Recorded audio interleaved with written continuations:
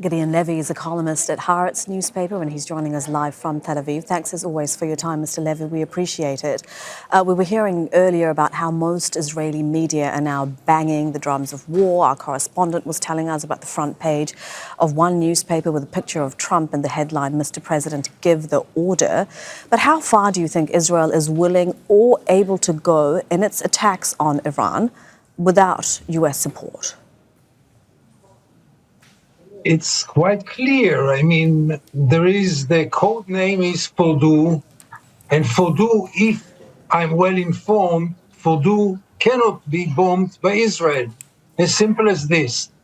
Without Fordow, there is no real achievement in this war. Fordow can be done only by the Americans.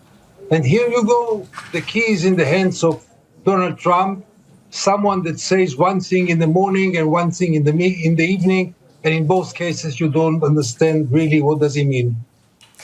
And you're absolutely right in that Donald Trump says different things on the same day. How dangerous is the situation when the different things are being said about using so-called bunker-busting bombs that only the US has on a deep underground nuclear facility?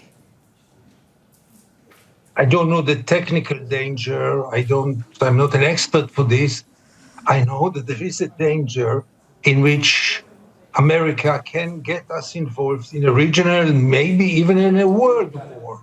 I mean, the Russians already said some things, and I don't think they can remain passive if the United States will attack their ally. So it is very explosive, very dangerous. Everyone is gambling, and nobody knows how will this gamble end. I'm very, very concerned. And we've been hearing a lot about how there's division in the US between the Republican hawks who have wanted to destabilize the establishment in Iran for a very long time, and the Trump's MAGA, the Make America Great Again base, who want Trump to stick to his campaign promises of less foreign intervention in wars overseas, especially in the Middle East. Is there that division in Israel itself, or does most of the Israeli political and military establishment want the US to be involved in something so serious? I'm afraid that there is no division right now, for sure not on this issue. I think that if you will make a poll, you will realize that over 90% would like the Americans to get in. Because after years in which we were told, rightly or wrongly, that the Iranians are very close to a nuclear bomb, who will be against preventing them of getting it, without thinking about the consequences, the day after, the price, all those questions are put aside.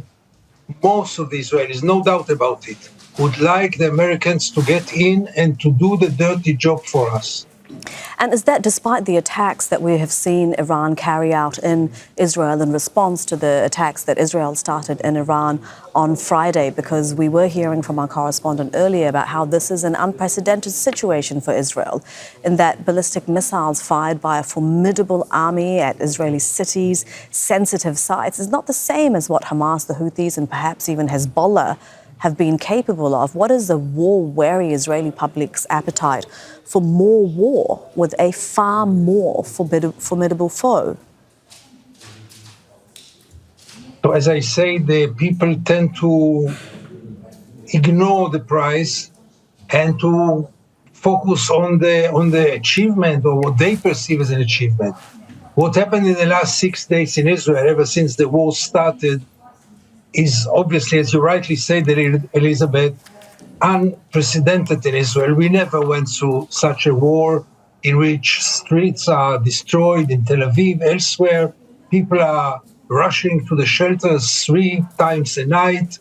The economy is totally paralyzed. The airports are totally closed. That's not normality, obviously. And my guess is that Israel cannot take it for very long.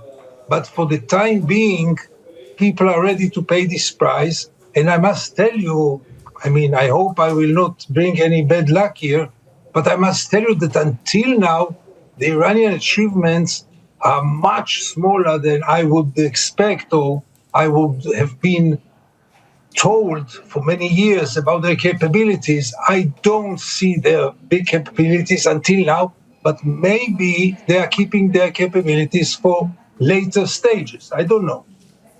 All right, for now, that is Gideon Levy joining us live from Tel Aviv. Thank you very much for your analysis. Make sure to subscribe to our channel to get the latest news from Al Jazeera.